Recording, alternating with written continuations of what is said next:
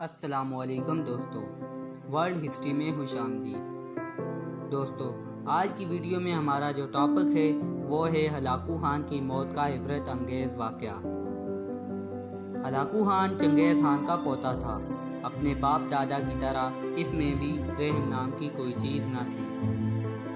Hulagu Khan لاکھوں انسانوں کا قاتل تھا۔ آج کی ویڈیو میں ہم جانیں گے کہ آخر اس سفاک ظالم وحشی کا انجام کیا ہوا۔ دوستو، 8 فروری 1265 دنیا کا ظالم و وحشی ترین انسان ہلاکو خان اپنے گھوڑے پہ شان سے بیٹھا ہوا تھا۔ چاروں طرف تاتاری افواج کی صفیں کھڑی تھی۔ سب سے آگے ہلاکو خان کا گھوڑا تھا۔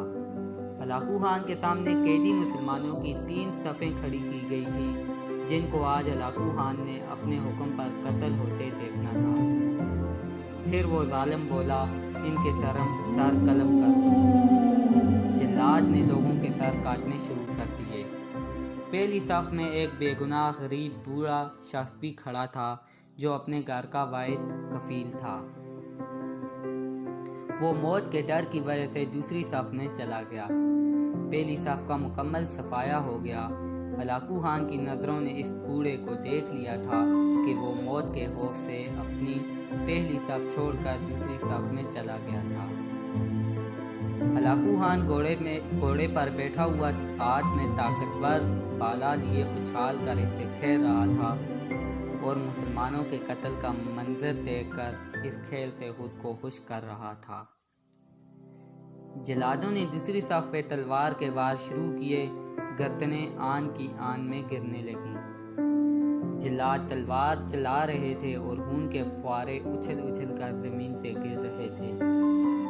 اس بوڑھے بابا نے جب دیکھا کہ دوسری صف کے لوگوں کی گردنیں کٹ کر اس کی باری بہت جلد آنے والی ہے تو وہ بھاگ کر تیسری صف میں کھڑا ہو گیا۔ ہلاکو خان کی نظریں بوڑھے پہ جمی ہوئی تھی۔ اب تو تیسری صف آخری ہے، اس کے بعد یہ کہاں چھپنے کی کوشش کرے گا۔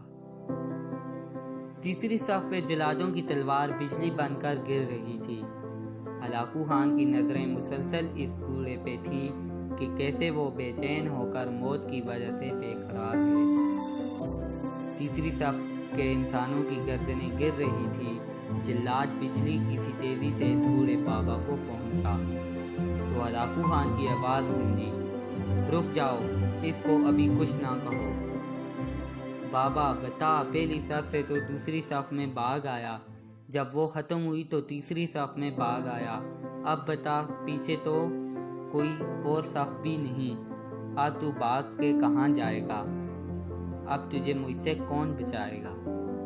اس بوڑھے نے آسمان کی طرف دیکھا اور کہا، میں نے پہلی صف کو اس لیے چھوڑا کہ شاید میں دوسری میں بچ جاؤں، لیکن موت وہاں بھی پہنچی۔ پھر میں دوسری صف کو چھوڑ دیا کہ شاید تیسری میں بچ جاؤں۔ ہلاکو نے گرد کو ہاتھ میں اچھالتے ہوئے کہا، بابا کیسی عام خیالی، یہ کیسی بے کی باتیں کر رہے ہو؟ بالا تمہیں میری تلوار سے بھی کوئی بچا سکتا ہے؟ بوڑھے مسلمان نے زمین و آسمان کی ہر چیز کے مالک اس واحد لا شریک رب پر بے انتہا یقین کے ساتھ کہا، وہ اوپر والی ذات اگر چاہے تو کچھ بھی ہو سکتا ہے، اور اگر وہ چاہے تو مجھے تجھ سے بھی بچا سکتا ہے۔ کیسے بچا سکتا ہے؟ ہلاکو خان نے اتنے تکبر میں آ کر کہا کہ اس کے ہاتھ سے بالا گر پڑا۔ ہلاکو خان چابک دست، ہوشیار جنگجو اور چلاک انسان تھا۔ ہلاکو خان گھوڑے کے اوپر بیٹھے بیٹھے گرے ہوئے گرد کو اٹھانے کے لیے خود کو جھکایا کہ زمین پر گرنے سے پہلے وہ اسے ہوا میں ہی پکڑ لے۔ اسی کوشش میں ہلاکو خان کا ایک پاؤں رکاب سے نکلا اور وہ اپنے گھوڑے سے نیچے آ پڑا، جبکہ دوسرا پاؤں رکاب میں ہی پھنس کر رہ گیا۔ ہلاکو خان کا گھوڑا اتنا ڈر گیا تھا کہ بھاگ نکلا۔ ہلاکو خان نے خود کو بچانے کی بڑی کوششیں کی، لشکر بھی حرکت میں آ گیا، لیکن گھوڑا اتنا طاقتور تھا کہ کسی کے قابو میں نہ آیا۔ وہ ہلاکو کو پتھروں میں گھسیٹ کر بھاگتا رہا، یہاں تک کہ ہلاکو کا سر پتھروں سے پٹک کر اس قدر لہولہان ہو گیا کہ اس کی روح چند ہی منٹوں میں اپنے اس تکبر بھرے وجود کو چھوڑ کر جہنم رسید۔ لشکر نے جب بے انتہا کوششوں کے بعد ہلاکو خان کے طاقتور گھوڑے کو قابو کیا تو اس وقت تک اس کا سر بری طریقے سے کچلا جا چکا تھا۔ ہلاکو کا لشکر اس بوڑھے بزرگ سے اتنا زیادہ ہو گیا کہ لشکر نے اسے جان بوجھ کر نظر انداز کر دیا اور وہ بابا بڑے آرام و سکون سے پیدل ہی اپنے گھر کی طرف چل پڑا۔ مظلوم کی آہ سے ڈرو، کیونکہ جب وہ اللہ سے رجوع کرتا ہے تو قبولیت بہت دور سے اس کا استقبال کرنے آتی ہے۔